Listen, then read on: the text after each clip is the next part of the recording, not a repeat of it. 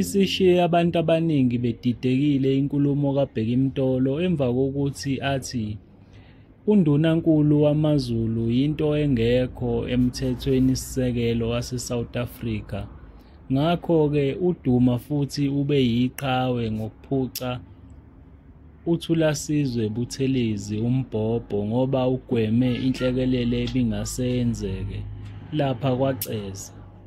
uDuma wakhetha inhlekelele engcono kunengachitha igazi yenze uZulu inhlekisa kwabezizwe.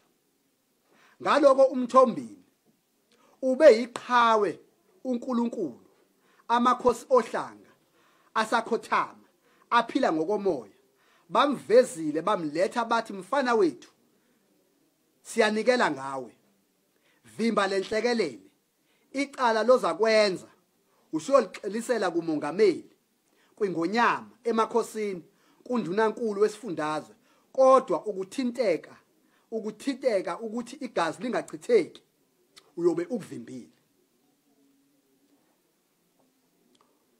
Kulolu suku lwanamhlanje siyafisa ukumemezela sazise isizwe ukuthi iANC isakholelwa kwinqubomgomo yokugqugquzela ukuthula nobumbano.